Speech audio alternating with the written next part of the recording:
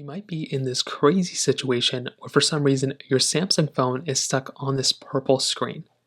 Now, this can happen for a couple of different reasons, but the biggest thing to keep in mind here for the most part is that if you're about to go through and use your Samsung phone or any phone for that matter, and you're about to go ahead and pick it up and use it, the biggest thing you have to keep in mind is that this is usually due to some sort of hardware defect, meaning that your particular phone, for the most part, the little like purple display that you're getting, there might be something actually wrong with your phone.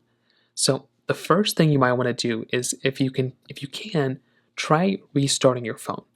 So click on the power button on the side of your phone and try holding it down and seeing if you're able to restart it.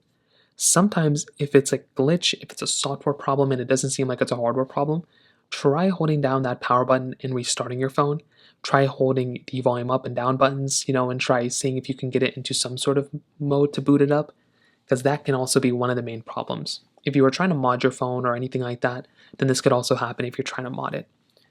Now, if it does seem like it's a hardware issue, the next thing you might want to try doing is to go through and check if there's any physical damage around this particular phone.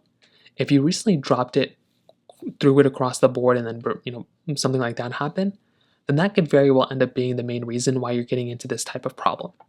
So you might just want to go ahead and make sure that you didn't do anything like that. But if you did, if you overheated this phone a lot, if it's a manufacturer defect, anything like that, you might want to go through and contact Samsung and have them basically take a look at your device. Because the only way to fix it if it is a defect is for them to go ahead and take apart your phone, replace this screen, and go down that direction. So those are kind of the main ways to go and do it for the most part. If you have any other thoughts or questions, please let me know in the comment section below. Hit the like button, that would mean so much, but definitely hit that subscribe button. More importantly than everything else, I love every single one of you guys. Hopefully I'll catch you guys in the next video.